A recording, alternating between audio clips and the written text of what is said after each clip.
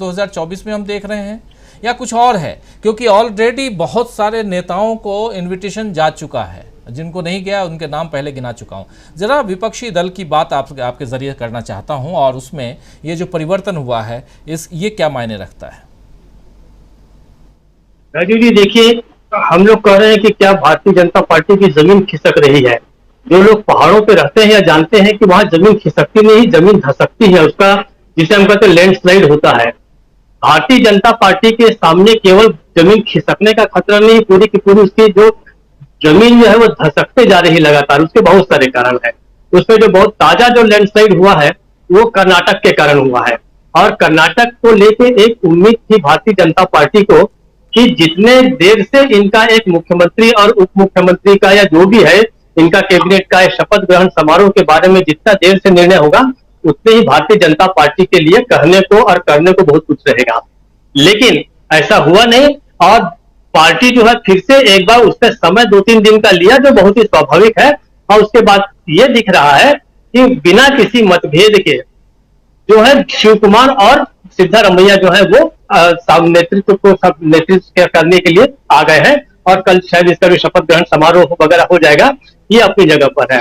दूसरी बात देखिए, मेघवाल जी को हटाने का जो मामला है, दरअसल भारतीय जनता पार्टी की जो सरकार है, केवल यहां नहीं जितनी राज्य सरकारें भी हैं, उनके पास किसी भी तरह का प्रशासनिक कौशल है ही नहीं।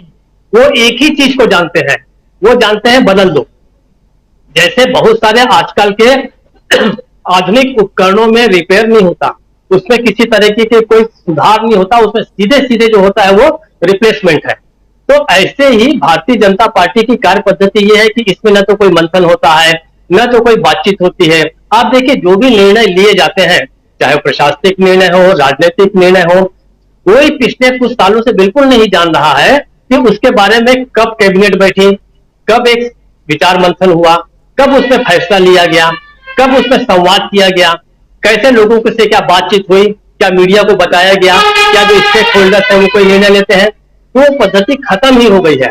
असली बात यह है कि प्रधानमंत्री मोदी जी का बस चले तो वो सारे के सारे विभागों को ही खत्म कर दे, उनके पास केवल पीएमओ रहे, और दूसरा गृह मंत्री जो है, गृह मंत्रालय जो है, यही दो हो जाए, बाकी सबको खत्म कर दे, उन्हें कोई दिक्कत नहीं है। लेकिन अब भाई आप देखिए, रेलवे मंत्रालय, रेलवे का सारा झंडी दिखाने से लेके ट्रेन में घूमने फिरने का काम जो है वो खुद मोदी जी कर लेते हैं। रक्षा मंत्रालय का जो काम है वो सारे के सारे खुद ही आर्मी की ड्रेस पहन के और सैल्यूट लेते हैं जीप पर खड़े होकर और पनडुब्बियों पे जाके। और बेचारे जो हमारे रक्षा मंत्री हैं, उनका काम एक ही है कि जब रफाल का विमान आता है तो उस विमान में जाके टायर के नीचे जो है वो नींबू वगैरह रखने का काम करते हैं, बताते हैं कि भाई ऐसे भी शिकंजी बनाई जा सकती है। आप दूसरे तरह के जितने भी मंत्रालय हैं, जितने भी मंत्री हैं, उनका अगर आप खत्म भी कर देंगे तो भी ये देश चलता रहेगा, क्योंकि देश जो है एक महामानव के हाथ में है। वो इतना सर्वज्ञ है, सर्वव्यापी है कि उसे और किसी विभाग की जरूरत नहीं है, लेकिन उतना क्रांतिकारी कदम वो उठा नहीं सकते। तो अगर कानून मंत्रालय में कुछ गड़बड़ियां थी तो उन गड़बड़ियों को ठीक किया जाना चाहिए था, या बताया जाना चाहिए था कि भाई रिजिजू को क्यों हटाया जा रहा है। कम से कम इंटरनली तो उसके ऊपर डिस्कस हो, उसके बाद कुछ तो पता चले। जनता को जानने का कोई अधिकार नहीं है, ये बात जो है भारतीय जनता पार्टी और उसकी सरकार ने एक तरह से जतला दिया है। हम क्या निर्णय लेते हैं आपको जानने का कोई हक नहीं है, हम ना आपको बताएंगे, आपसे सीधे हम चुनाव के वक्त मिलेंगे। दूसरी बात, मेघवाल साहब वही हैं जिन्होंने बताया था कि उनकी जो कंपनी है भाभी जी पापड़, उस पापड़ से कोरोना ठीक हो जाता है।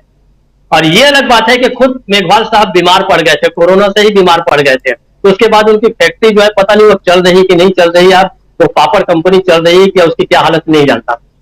तो ऐसे मंत्री से आप क्या बहुत ज्यादा ये उम्मीद करें कि ऐसे वक्त में जब भारतीय जनता पार्टी की छवि लगातार गिर रही है, वो लगातार सवालों से घिर रही है, क्या मेघवाल जी केवल आप उसको एक इमेज बना के आप सोचते हैं कि राजस्थान में पूरा का पूरा चुनाव जीत लेंगे? चुनाव जीतने के लिए आपको मेघवाल वगैरह की जरूरत नहीं है। अगर आप जीतना ही चाहते हैं, जो आप करते भी हैं, तो आपके पास तो सीबीआई, ईडी, इनकम टैक्स वो तो है ना, उसके नाते आपको मेघवाल जी को तकलीफ देने की क्या जरूरत है। लेकिन रिजिजू को जो एक हटाया गया, मुझे उसके पीछे एक बहुत ही गंभीर कारण ये लगता है कि बहुत जल्दी ही अमेरिका जाने वाले हैं हमारे राहुल गांधी भी जाने वाले हैं और हमारे मुख्यमंत्री प्रधानमंत्री मोदी भी जाने वाले हैं। इस बीच जो रिपोर्ट आई है, रिलीजन फ्रीडम की जो रिपोर्ट आई है, उसमें बताया गया है, तो उसका जो संबंध है कि भारत में जो धार्मिक स्वतंत्रता का हनन हो रहा है, उल्लंघन हो रहा है, उसके जरिए सारी चीजें इस समय विदेश में भी पहुंच गई है और लोग जान गए हैं कि यहाँ पर का जो कानून और व्यवस्था की जो स्थिति है वो कितनी खराब है। ये बात सारी दुनिया में पता चल गई है। राहुल जाएंगे, राहुल वहां जाके बताएंगे कि यहाँ क्या क्या क्या क्या हालत है, और उसके बाद देखिए मोदी जी को जाना है, और अब जो मोदी जी जाने वाले हैं वहां पर, वो एक होस्टाइल प्रेसिडेंट ऑफ यूएस को मिलेंगे। कारण क्योंकि इन्हीं बाइडेन के खिलाफ एक तरह से कहिए कि उन्होंने चुनाव प्रचार किया था यह कहकर कि अब की बार ट्रंप सरकार। उसके बाद पहली बार चूंकि जाके बाइडेन साहब से मिलने वाले हैं वहां पर, तो बहुत कठिन समय रहेगा प्रधानमंत्री मोदी के लिए। मुझे ऐसा लगता है कि कुछ तो हालत को ठीक करने के लिए और लोगों के सामने ये बताने के लिए कि भाई ऐसा ऐसा हमारा कानून मंत्री जो था, जो कहता था कि जो पूर्व न्यायाधीश है वो एंटी इंडिया गैंग के सदस्य हैं, या अनेक तरह के उनके जो विवादास्पद बयान रहे हैं, या फिर कानून और व्यवस्था को संभालने में भी नाकाम मंत्री रहे हैं वो। इस गृह मंत्री ने वहां जाकर अभी कर्नाटक में कहा कि अगर आप कांग्रेस की सरकार को नहीं लाएंगे तो यहाँ पर दंगे हो जाएंगे। तो कायदे से जो इसके खिलाफ जो कार्रवाई करने की जो जिम्मेदारी थी वो तो कानून मंत्री की थी। कानून मंत्री के रूप में रिजिजू बेहद असफल रहे हैं, ये बात तो सबको माननी पड़ेगी। उनके रहते रहते कानून व्यवस्था की स्थिति पूरी तरीके से ध्वस्त हुई है भारत में। जितने तरह के अशांति है, अप्रत्यक्ष या प्रत्यक्ष रूप से कानून मंत्री उसका निश्चित रूप से जिम्मेदार है।